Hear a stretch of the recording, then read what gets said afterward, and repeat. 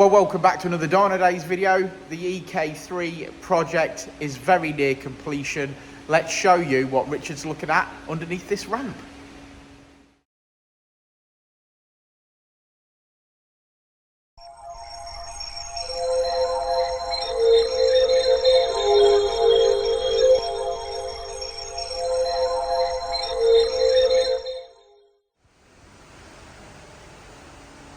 So here we go, Richard. Here we go. What we got? I think what we're going to do here is a section of videos on sections of the car. The reason for that is we just got so busy towards the end. What we didn't do was full videos on each section. So what I'm sort of going to do is the car's now finished and finalised, but what we're going to do is talk about each section in a bit of detail and what we've actually done. I think that's the best way of tackling it from now. So as you can see, the floors were obviously done. You've seen those videos, obviously, where the floors were done. So what is this stuff, for those that missed that video? Yeah, for those that missed the video, so we basically took these floors down, we wall-wheeled them originally and cleaned them up, done any rust repair, shot blasted the floor so we had the same texture and obviously clean. Shot blasting was messy, wasn't it? Very messy. Throughout, then we epoxy primed the whole floor, then we seam sealed all the joints, or any joints that obviously needed seam sealed it. Wrapped aligned it, and then obviously painted and cleared in the final colour over the top. So floors look lovely, stunning. I don't think you could get any better than that. So this is the Raptor line with the colour code from the paint on the exterior in it? Yeah, on the top. Then we've gone through every hole, every cavity's had wax oil put in it, obviously to protect it for longevity, hopefully, you know, making it last a good few years. Then sort of really we moved on to getting the vehicle rolling. So obviously, as you can see, every bit of suspension is painted or powder coated in some way. This car was originally a 1.5 auto, so it had rear drums and 140, someone's going to quote me, but I think 140 front brakes. So basically we had a MD donor vehicle, which you used for your brown coat for the engine. Yeah.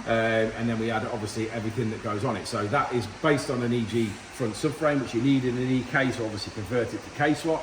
So we've used the subframe from the MB, we've used the steering rack from the MB, we've used the lower arms from the MB, all been completely rebushed. We've used hard race top camber arms.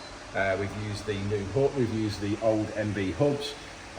With the ABS converted with the plug, so the ABS still works and does a really good job.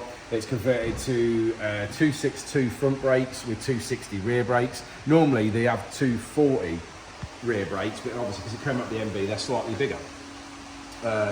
We've done K-swap shafts. It's had new ball joints in, they've had new bearings in, we've had new track rod ends. Anything that can basically be changed or refurbished has been changed and refurbished. On the front suspension with, like I say, hard race top camber arms and done, so that's all, well, in my opinion, better than new. All the calipers were refurbed by Brake Caliper Solutions in Barwell. Thank you, Sarah. Thank you, Sarah. So they were done, they're lovely. Braided lines obviously on the front. Original fuel lines and brake lines underneath are in really good condition. The car was averaging low miles, about 82,000 miles. So we've done that. It's had a brand new fuel tank with an uprated fuel pump in there. We went for M2 Motorsport lower arms, obviously with bushes already in. We're on Veasey coilovers, which I haven't already mentioned. Rear calipers again, refurbed by Brake Caliper Solutions. Thanks, Sarah. Everything powder coated again on the rear, all new bushings. Obviously gone new bushings in the trailing arms. We've gone with hard race toe arms and hard race camber arms. This car didn't have a rear anti-roll bar originally, so we've gone with a white line anti-roll bar and we painted it black just to blend in with everything else. I think that's about it suspension wise, to be honest. We went with a set of rotor wheels, which I had off another project, and I thought they'd suit the car really well, so we painted them the same gold as some of the accents in the engine bay just to tie in. Also available from Dynodaze. Yeah, brand new Uniroyal Rain Sport tyres. I love Rain Sport tyres, they are my go-to. Yeah, as a car that you're going to use. I mean, obviously this is not going to be a track car, it's a show car, so this is going to get driven, and obviously at some point you're going to get caught in the rain, aren't you? So it's a nice touch. I think we did just a touch on the exhaust. I mean, I'll sort of class that as part of the engine, but obviously people are seeing it. This is a full custom 3-inch exhaust that we've made. The manifold you can buy, I think it's about 300 quid for a K-swap manifold. Really lovely bit of kit. Isn't worth even attempting to try and make it for 300 quid. So we use that. And obviously that's all good. And then we make our section from there, going backwards. But I think that's about it on the underside, I'm going to be honest. It's gorgeous, mate. Yeah, it looks lovely, doesn't it? Okay, so right, next video you see, it might be on the dyno.